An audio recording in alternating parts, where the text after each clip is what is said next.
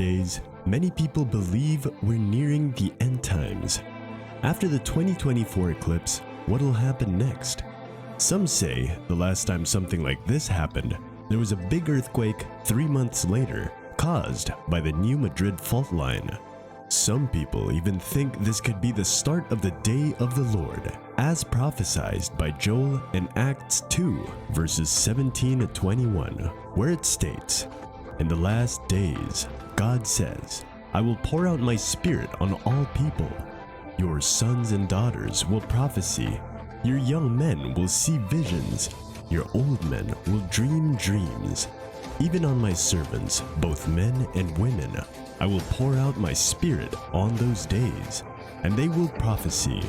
I will show wonders in the heavens above, and signs on the earth below, blood and fire and billows of smoke. The sun will be turned to darkness and moon to blood before the coming of the great and glorious day of the Lord, and everyone who calls on the name of the Lord will be saved."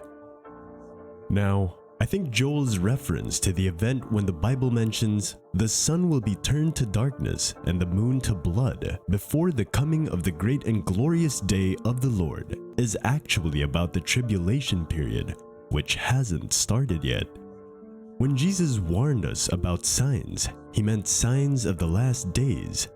In Luke 21, he said, "There will be signs in the sun, moon, and stars.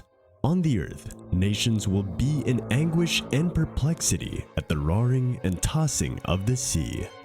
This 2024 eclipse might be a sign of prophecy. Only time will tell. But remember, the Bible tells us to anticipate signs, mysterious ones, as we get closer to the end of days.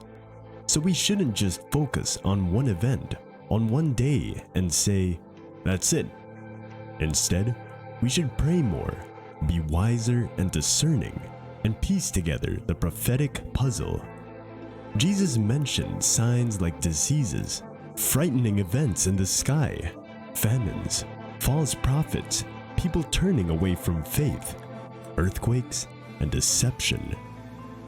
As you watch this video, keep in mind that when you consider all these things together, they paint a picture of the end times as described in the Bible. What are some indications that we might be witnessing the fulfillment of Bible prophecy in our time? When Jesus cautioned us about the arrival of the Son of Man, he mentioned in Luke chapter 21, verse 25, "There will be signs in the sun, in the moon, and in the stars, and on the earth, distress of nations with perplexity, the sea and the waves roaring." Keeping this in mind, I urge you to read this article from the Washington Post. It states, "There's a total solar eclipse coming soon. A rare celestial event is mere months away." On April 8th, afternoon will turn into night for about 4 minutes from northern Mexico to New England. The temperature will suddenly drop by around 10 degrees Fahrenheit. Birds and insects will go silent in the darkness. Plants will slow down their food production. Nocturnal animals like owls and bats will start to become active. These are the signs of a total solar eclipse, when the moon briefly blocks out all sunlight in a certain area of the earth. But what makes this year's eclipse unique is that we might not see another one in the United States for another 2 decades. For a moment, consider 2 perspectives on this. Some, fascinated by science, will view this as a remarkable event, a rare spectacle. Then, there are those who study biblical prophecy. They're reading the Bible, keeping an eye out for signs. This group might see this event and wonder, could it be a sign? Could it be a warning from God? A publication called Harbinger's Daily has provided a biblical viewpoint on this event. In an article titled 2024 X Solar Eclipse, Coincidence or Final Warning, they mention a historical pattern of 2 solar eclipses forming an X over the US. This same occurrence took place in the early 1800s, with the first solar eclipse on June 16, 1806, and the second completing the X on September 17, 1811. As stated on the New Madrid, Missouri website, the New Madrid earthquakes rank as the most significant earthquakes in American history. They occurred in the central Mississippi Valley, but had effects felt as distant as New York City, Boston, Montreal, and Washington, D.C. Even President James Madison and his wife Dolly sensed them while in the White House, and church bells sounded in Boston. From December 16, 1811 to March of 1812, the central Midwest experienced over 2,000 earthquakes, with the Boot Heel of Missouri near New Madrid and the junction of the Ohio and Mississippi rivers enduring between 6,000 to 10,000 earthquakes. In recorded history, no other earthquakes have endured as long or caused as much damage as the New Madrid earthquakes.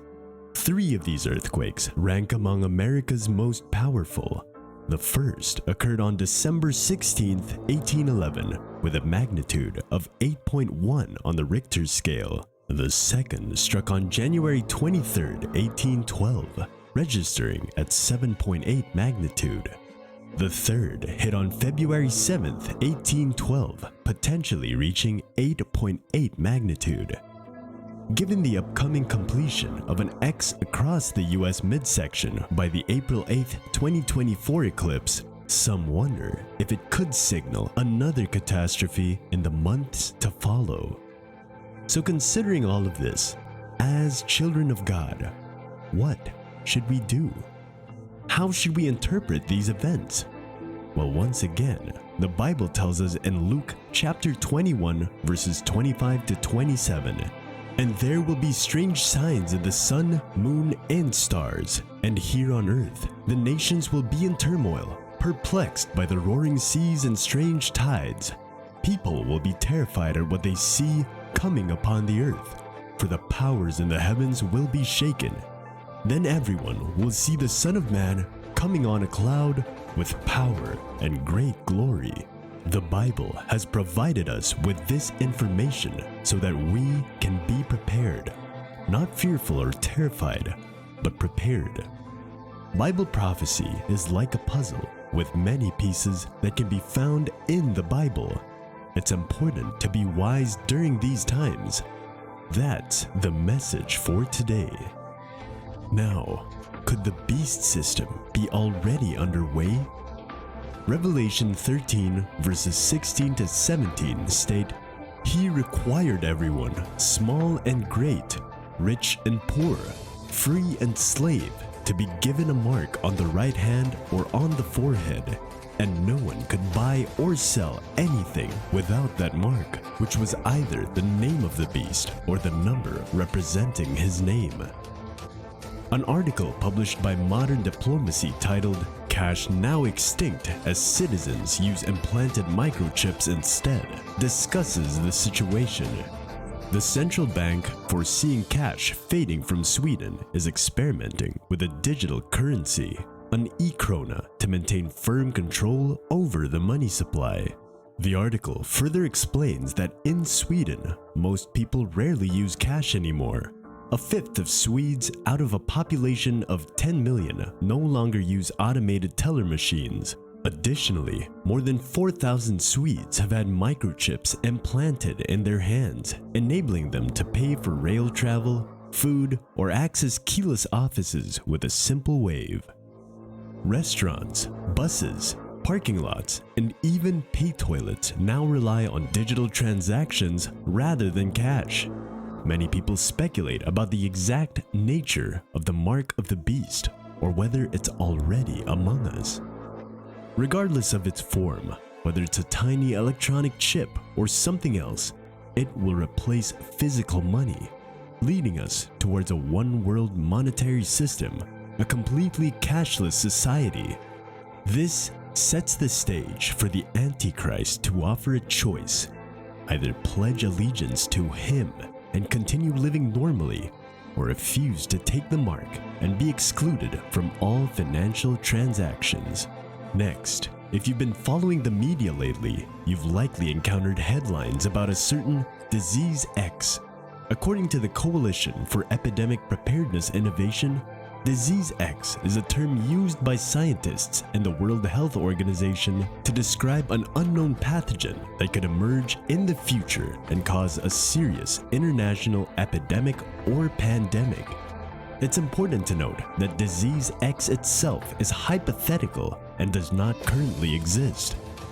However, the concept of Disease X highlights a very real and increasing threat to human health, one that the world must be better prepared to respond to.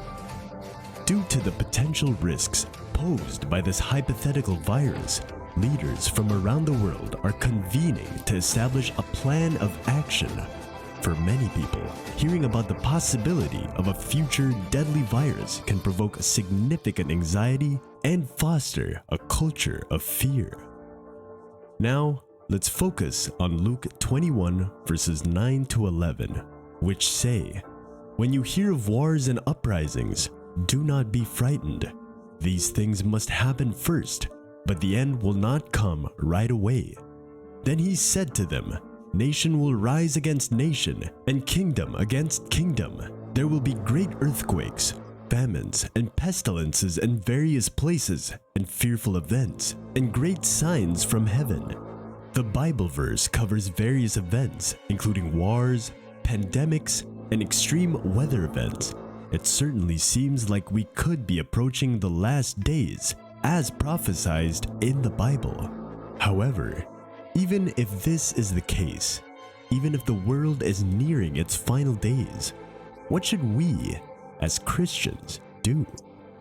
Firstly, we shouldn't be panicking like everyone else. We shouldn't contribute to or promote a culture of constant fear. The Bible teaches us that the only thing we should fear is God. Everything else should not cause us fear at all. Now, let's consider wars and rumors of wars. A survey conducted by the American Psychological Association revealed that nearly 7 out of 10 Americans fear that we might be witnessing the beginning stages of World War III. This means that as people go about their daily routines, coming home from work, having dinner with their families, tucking their kids into bed, they do so with a looming concern in the back of their minds that a world war could erupt at any moment. However, as followers of Christ, we need not be afraid. While the possibility of a world war may indeed be looming, ultimately, none of these circumstances should instill fear in us as God's people. By keeping our focus on Christ, we can resist succumbing to our fears. We have no reason to fear because Jesus is constantly watching over us. Finally, the Business Insider published an article titled, "Take a look inside the luxury bunkers where the ultra-wealthy are allegedly planning to protect themselves from a potential apocalypse." The article included quotes such as, "Rushkoff said he was repeatedly asked about the best ways to survive climate change or societal collapse as the executives detailed their plans to build underground bunkers to avoid what they called the event."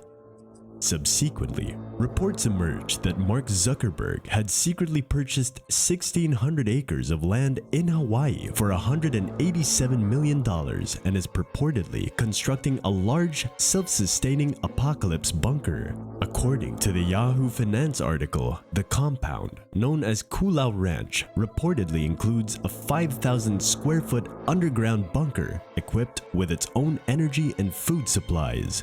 The bunker's design features a metal door filled with concrete, a common characteristic of bunkers and bomb shelters. This project reflects a growing trend among Silicon Valley elites for preparedness and luxury. So what should we make of all this? Do the wealthy have access to information that the rest of us don't? Are they preparing to survive an impending major event? Can wealth truly provide an escape from a catastrophic global event? I believe that true followers of Christ will place their trust in Him. He is the ultimate protection against any apocalyptic event or doomsday scenario. Revelation 6 verses 15 to 17 describe a scene where people from all walks of life, including kings, rulers, generals, the wealthy, and the powerful, will hide in caves and among rocks, begging for protection from the wrath of God. This passage highlights that there will come a time when those who are not in Christ will seek to escape judgment, but will find no refuge. Many people spend their lives consumed by panic and stress over current events unfolding in the world. While it's crucial to stay informed and take necessary precautions, living in constant fear is not the stance God desires for us as Christians. We believe that God is our protector, and despite the frightening aspects of the world, we have no need to be afraid. Our lives ultimately rest in God's hands, and He is responsible for our protection. God's love surrounds us, and He is always watching over us.